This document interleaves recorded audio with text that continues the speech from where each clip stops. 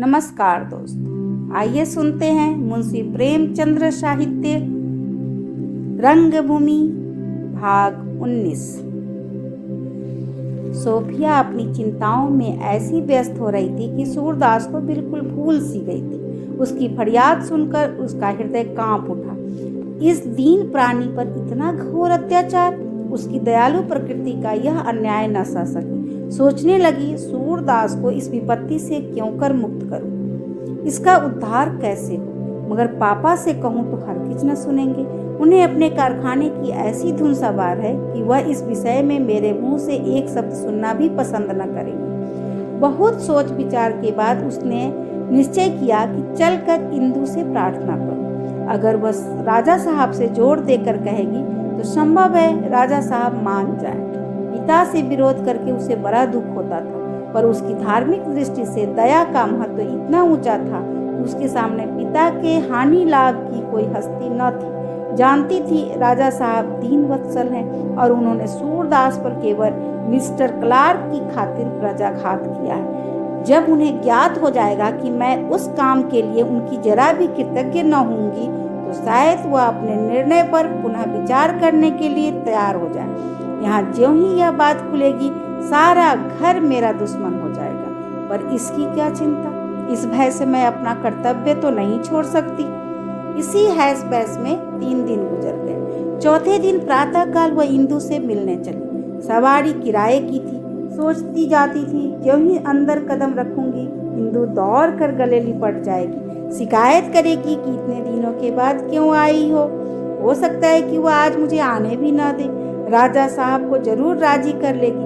न जाने पापा ने राजा साहब को कैसे चकमा दिया। यही सोचते सोचते वह राजा साहब के मकान पर पहुंच गई और इंदु को खबर दी। उसे विश्वास था कि मुझे लेने के लिए इंदु खुद निकल जाएगी, किंतु 15 मिनट इंतजार करने के बाद एक दासी आई और उसे अंदर ले गई। सोफिया ने जाकर देखा कि इंदु अपने बैठने के कमरे में दुशाला ओढ़े अंगीठी के सामने एक कुर्सी पर बैठी हुई। सोफिया ने कमरे में कदम रखा, तब भी इंदु कुर्सी से न उठी। यहाँ तक कि सोफिया ने हाथ बढ़ाया, तब भी रुखाई से हाथ बढ़ा देने के सिवा इंदु मुंह से कुछ न बोली। सोफिया ने समझा इसका जो इच्छा है नहीं है। बोली, सर में दर्द है क्या? उसकी समझ ही में न आता था कि बीमारी के सिवा इस निष्ठुरता का और भी कोई कारण हो सकता है। इंदु ने क्षीण स्वर में कहा, नहीं, अच्छी तो हूँ। इस सर्दी पाले में तो तुम्हें बड़ा कष्ट हुआ। सोफिया मानशील स्त्री थी। इंदु की इस निष्ठुरता से उसके दिल पर चोट सी लगी। पहला विचार तो हुआ कि उल्टे पांव वापस जाऊं, मगर यह सोचकर कि यह बहुत ही हास्यजनक बात होगी, उसने दुस्साहस करके एक कुर्सी खींची और उस पर बैठ गई। आपसे मिले साल भर से अधिक हो गया। हाँ, मुझे कहीं आने जाने की फुर्सत कम पड़ती है। मरियाऊ की रानी साहब 1 महीने में 3 बार आ चुकी है, मैं एक बार भी न जा सकी। सोफिया दिल में हंसती हुई व्यंग से बोली, जब रानियों को यह सौभाग्य नहीं प्राप्त होता तो मैं किस गिनती में हूँ? क्या कुछ रियासत का काम भी देखना पड़ता है? कुछ नहीं और सब कुछ। राजा साहब को जातीय कार्यों से अवकाश ही नहीं मिलता, तो घर का कारोबार देखने वाला भी तो कोई चाहिए। मैं भी देखती हूँ कि जब इन्हीं कामों की बदौलत उनका यह सम्मान है जो बड़े से बड़े हाकिमों को भी प्राप्त नहीं है, तो उनसे ज़्यादा छेड़छाड़ नहीं करती। सोफिया अभी तक न समझ सकी कि इंदु की अप्रसन्नता का कारण क्या है। बोली, आप बड़ी भाग्यशालिनी हैं कि इस तरह उनके सत्कार्यों में हाथ बटा सकती हैं। राजा साहब की स्वीकृति आज सारे शहर में छाई हुई है, लेकिन बुरा न मानिएगा, कभी कभी वह भी मुंह देखी कर जाते हैं और बड़ों के आगे छोटों की परवाह नहीं करते। शायद उनकी यह पहली शिकायत है जो मेरे कान में आई है। हाँ, दुर्भाग्यवश यह काम मेरे ही सिर पड़ा। सूरदास को तो आप जानती ही हैं, राजा साहब ने उसकी जमीन पापा को दे दी है। बेचारा आजकल गली गली दुहाई देता फिरता है। पिता के विरुद्ध एक शब्द भी मुंह से निकालना मेरे लिए लज्जास्पद है। यह समझती हूँ, फिर भी यह कहे बिना नहीं रहा जाता कि इस मौके पर राजा साहब को एक दीन प्राणी पर ज्यादा दया करनी थी। इंदु ने सोफिया को प्रश्न सूचक नेत्रों से देखकर कहा, आजकल पिता से भी अनबन है क्या? सोफिया ने गर्व से कहा, न्याय और कर्तव्य के सामने पिता, पुत्र या पति का पक्षपात न किया जाए तो कोई लज्जा की बात नहीं है। तो तुम्हें पहले अपने पिता ही को सन्मार्ग पर लाना चाहिए था। राजा साहब ने जो कुछ किया तुम्हारी खातिर किया और तुम ही उन पर इल्जाम रखती हो। कितने शौक की बात है।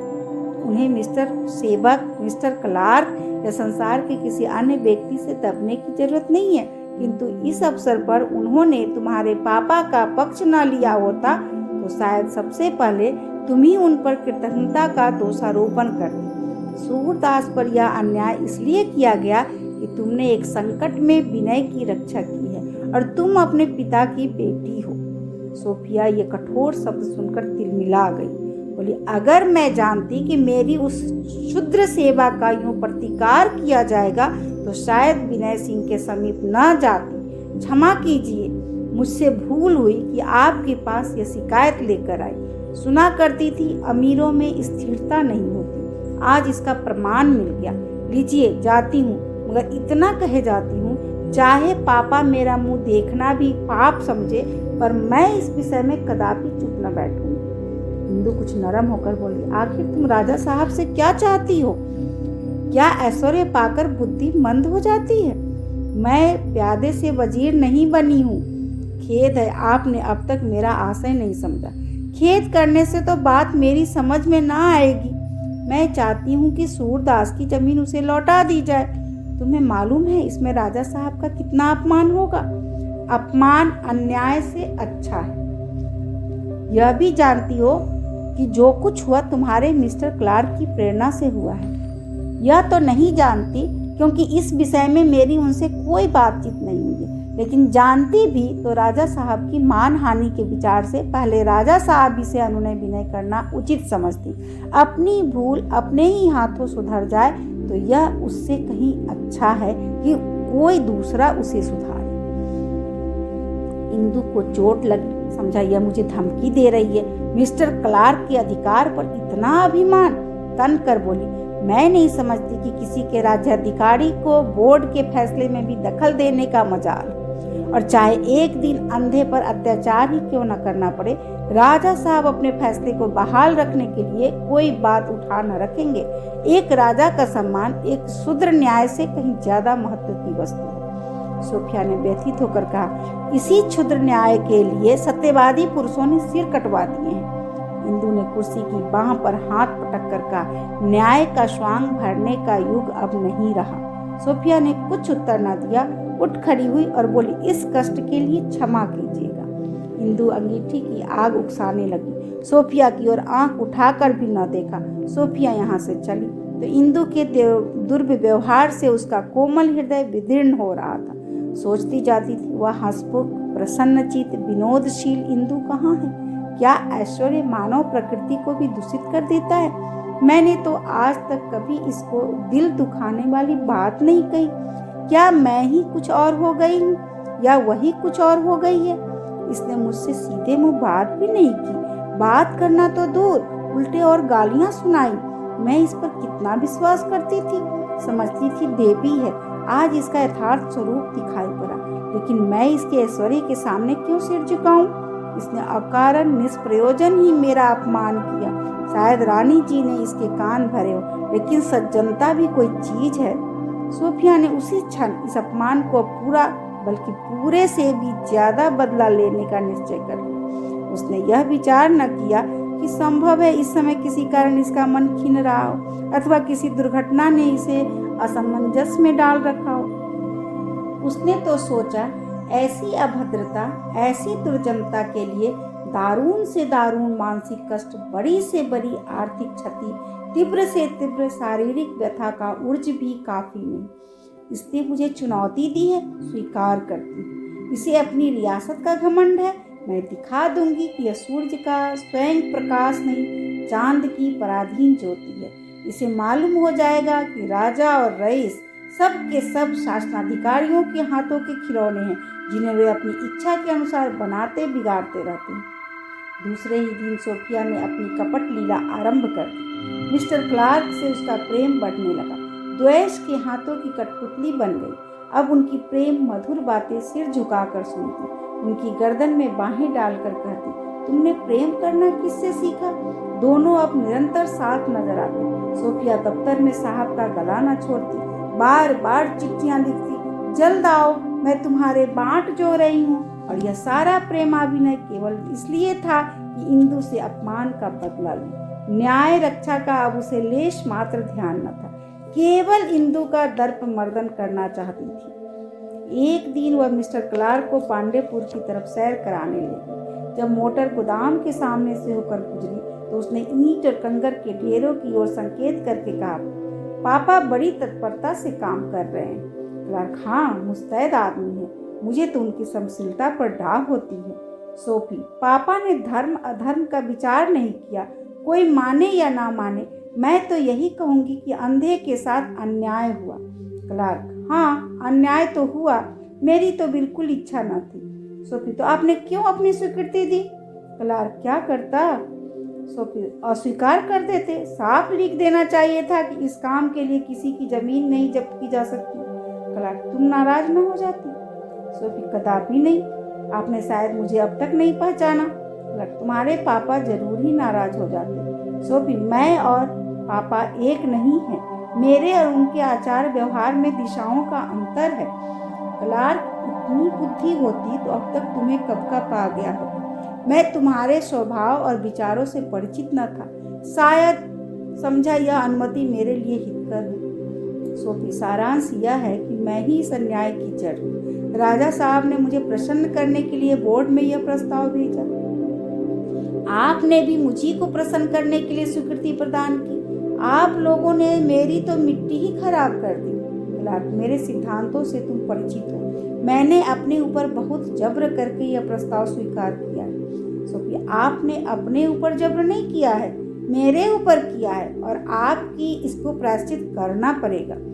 मैं न जानता था कि तुम इतनी न्यायप्रिय हो। सोफी, मेरा तारीफ करने से इस पाप का प्रायश्चित न होगा। क्लार्क, मैं अंधे को किसी दूसरे गांव में इतनी ही जमीन दिला दूंगा। सोफी, क्या उसी की जमीन उसे नहीं लौटाई जा सकती? क्लार्क, कठिन है। सोफिया, असंभव तो नहीं है। क्लार्क, असंभव से कुछ कम है। सोफिया, तो समझ गई, असंभव नहीं है, आपको यह प्रायश्चित करना ही पड़ेगा, कल ही इस प्रस्ताव को मंसूख कर दीजिए। क्लार्क, प्रिय, तुम्हें मालूम नहीं इसका क्या परिणाम होगा। सोफिया, मुझे इसकी चिंता नहीं, पापा को बुरा लगेगा, लगे, राजा साहब का अपमान होगा, हो, मैं किसी के लाभ या सम्मान रक्षा के लिए अपने ऊपर पाप का भार क्यों लूं? क्यों ईश्वरीय दंड की भागनी बनूं? आप लोगों ने मेरी इच्छा के विरुद्ध मेरे सिर पर एक महान पातक का बोझ रख दिया है, मैं इसे सहन नहीं कर सकती।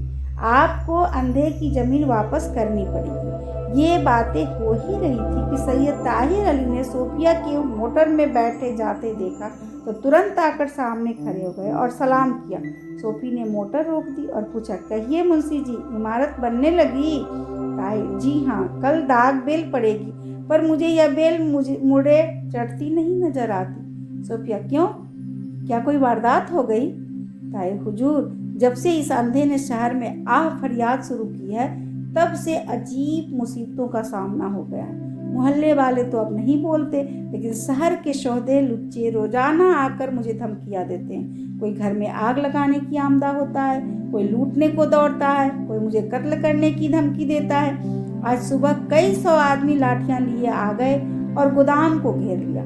कुछ लोग सीमेंट और चूने के ढेरों को बखेरने लगे, कई आदमी पत्थर की सीलों को तोड़ने लगे। मैं तन्हा क्या कर सकता था? यहाँ मजदूर खौफ के मारे जान बचाकर भागे। कयामत का सामना था। मालूम होता था अब आन की आन में मशर बर्पा हो जाएगा। दरवाजा बंद किए बैठा अल्लाह अल्लाह कर रहा था कि किसी तरह हंगामा फरा हो। बारे दुआ कबूल हुई। उसी वक्त अंधा ना जाने किधर से आ निकला और बिजली की तरह करक कर बोला, तुम लोग यह उधम मचाकर मुझे क्यों कलंक कर लगा रहे हो? आग लगाने से मेरे दिल की आग ना बुझेगी, लहू बहाने से मेरा चित्त शांत ना होगा। आप लोगों की दुआ से यह आग और जलन मिटेगी। परमात्मा से कहिए मेरा दुख मिटाए, भगवान से विनती कीजिए मेरा संकट हरे। जिन्होंने मुझ पर जुल्म किया है उनके दिल में दया धर्म जागे। बस मैं आप लोगों से और कुछ नहीं चाहता। इतना सुनते ही कुछ लोग तो हट गए, मगर कितने ही आदमी बिगड़ कर बोले, तुम देवता हो तो बने रहो, हम देवता नहीं हैं, हम तो जैसे के साथ तैसा करेंगे। उन्हें भी तो गरीबों पर जुल्म करने का मजा मिल जाए। यह कहकर वे लोग पत्थरों को उठा उठाकर पटकने लगे। तब इस अंधे ने वह काम किया जो औलिया ही कर सकते। हुजूर, मुझे तो कामिल यकीन हो गया कि कोई फरिश्ता है। उसकी बातें अभी तक कानों में गूंज रही है, उसकी तस्वीर अभी तक आंखों के सामने खींची हुई है। उसने जमीन से एक बड़ा सा पत्थर का टुकड़ा उठा लिया, उसे अपने माथे के सामने रख कर बोला, अगर तुम लोग अभी भी मेरी विनती न सुनोगे तो इसी दम इस पत्थर से सिर टकराकर जान दे दूंगा। मुझे मर जाना मंजूर है और यह अंधेर नहीं देख सकता। उसके मुंह से इन बातों का निकलना था कि चारों तरफ सन्नाटा छा गया। जो जहां था वह वहीं बुत बन गया। जरा देर में लोग आहिस्ता आहिस्ता रुखसत होने लगे और कोई आधा घंटे में सारा मजमा गायब हो गया। सूरदास उठा और लाठी टेकता हुआ जिधर से आया था उसी तरफ चला गया। हुजूर, मुझे तो पूरा यकीन है कि वह इंसान नहीं, कोई फरिश्ता है। सोफी, उसे किसी ने इन दुष्टों के आने की खबर मिल गई होगी। ताए हुजूर, मेरा तो कयास है कि उसे इल्म गैब है। सोफी मुस्कुराकर, आपने पापा को इत्तला नहीं दी? ताए हुजूर, तब से मौका ही नहीं मिला। खुद बाल बच्चों को तन्हा छोड़कर नहीं जा सकता। आदमी सब पहले ही भाग गए थे। इसी फिक्र में खड़ा था कि हुजूर की मोटर नजर आई। क्लार्क, यह अंधा जरूर कोई असाधारण पुरुष है। सोफी, तुम मुझसे 2-4 बातें करके देखो, उसके आध्यात्मिक और दार्शनिक विचार सुनकर चकित हो जाओगे। साधु भी है और दार्शनिक भी। कहीं हम उसके विचारों को व्यवहार में ला सकते तो निश्चय सांसारिक जीवन सुखमय हो जाता। जाहिल है, बिल्कुल निरक्षर, लेकिन उसका एक एक वाक्य विद्वान के बड़े बड़े ग्रंथों पर भारी है। मोटर चली तो सोफी बोली, आप लोग ऐसे साधुजनों पर भी अन्याय करने से बाज नहीं आते, जो अपने शत्रुओं पर एक कंकर भी उठाकर नहीं फेंकता। प्रभु मसीह में भी तो यही गुण सर्वप्रधान था। क्लार्क, प्रिय, अब लज्जित न करो, इसका प्रायश्चित निश्चय होगा। सोफी, राजा साहब इसका घोर विरोध करेंगे। क्लार्क, थू, उनमें इतना नैतिक साहस नहीं है। वह जो कुछ करते हैं हमारा रुख देखकर करते हैं, इस वजह से उन्हें कभी असफलता नहीं होती। हाँ, उनमें यह विशेष गुण है कि हमारे प्रस्तावों का रूपांतर करके अपना काम बना लेते हैं और उन्हें जनता के सामने ऐसी चतुरता से उपस्थित करते हैं कि लोगों की दृष्टि में उनका सम्मान बढ़ जाता है। हिंदुस्तानी रईसों और राजनीतिज्ञों में आत्मविश्वास का बड़ा अभाव होता है। वे हमारी सहायता से वह कर सकते हैं आत्मविश्वास का जो हम नहीं कर सकते, पर हमारी सहायता के बिना कुछ भी नहीं कर सकते। मोटर शीघ्र पहुंची। सोफिया उतर पड़ी। क्लार्क ने उसे प्रेम की दृष्टि से देखा, हाथ मिलाया और चले। अभी आप सुन रहे थे मुंशी प्रेमचंद्र साहित्य रंगभूमि भाग 19। धन्यवाद।